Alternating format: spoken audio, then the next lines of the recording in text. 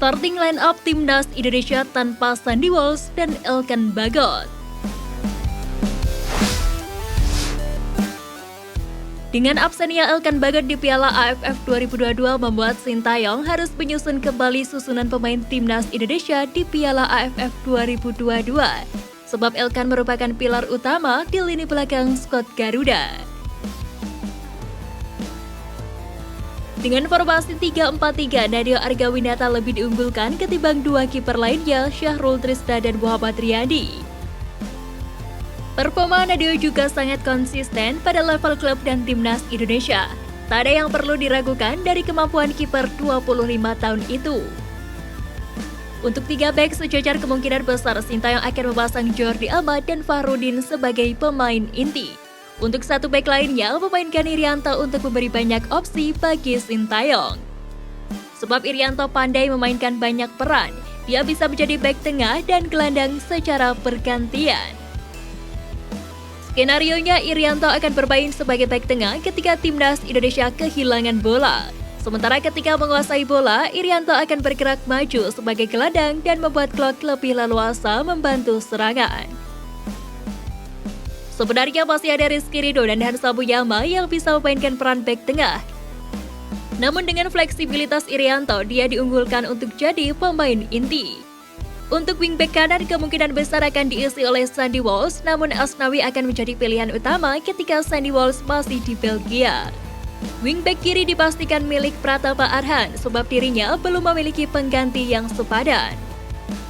Untuk lini tengah, duet Mark Klok dan Ricky Kambuaya akan diandalkan penopang 3 pemain lini depan yang kemungkinan besar akan diisi Sadil Ramdhani, Witan Sulaiman, dan Ilyas Spasojevic. Khususnya Spasojevic, Piala AFF 2022 ini akan menjadi pembuktian bahwa dirinya layak dipanggil Sintayong untuk mengisi ujung tombak skuad Garuda.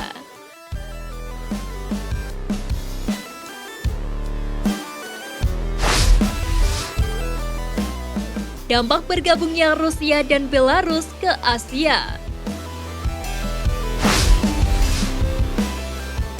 Berhembusnya isu Rusia dan Belarus bergabung Asia berawal dari rencana Olympic Council of Asia di KTT Olimpiade ke-11 yang digelar di Lausanne, Swiss pada Jumat pekan lalu. Rencana itu merinci bagaimana atlet dari Rusia dan Belarus bisa mengikuti ajang olahraga internasional di Asia seiring peperangan yang terjadi dengan Ukraina. Lantas, apa dampaknya bagi Indonesia?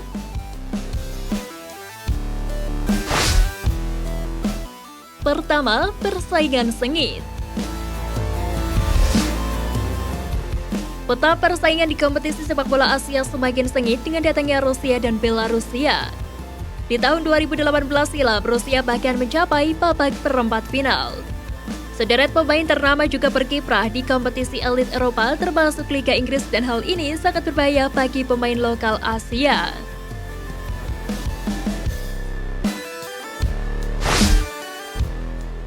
Kedua, Liga Champions Asia semakin ramai. Klub-klub dari Liga Rusia bakal meramaikan kompetisi Liga Champions Asia. Tentu kondisi ini tidak baik untuk para kontestan sebelumnya. Pasalnya kualitas kompetisi Rusia bisa jadi lebih baik dari kompetisi di level Asia. Sederet klub mereka juga masih bersaing di kompetisi UEFA.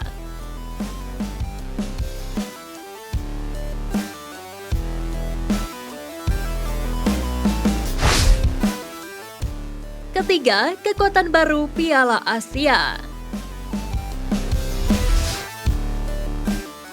Piala Asia akan menjadi ajang yang diikuti timnas Rusia dan Belarus jika benar-benar bergabung Asia.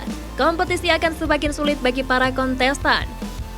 Apalagi kekuatan sepak bola Rusia termasuk level tinggi di kawasan Eropa. Bukan tidak mungkin kekuatan baru akan lahir seiring itu terjadi.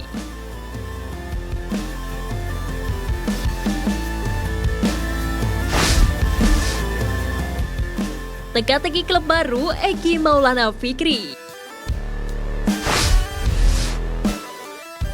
Kabar mengejutkan datang dari Slovakia di tengah persiapan timnas Indonesia menghadapi Piala AFF 2022 kala Egy Maulana Fikri memutuskan kontrak dengan klubnya FC Pion Slatin Moravce.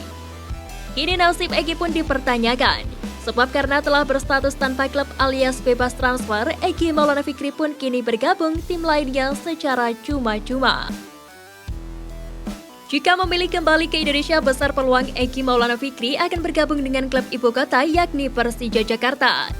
Alasan Egy bisa bergabung Persija dikarenakan banyaknya bintang Eropa di kubu macan Kemayoran.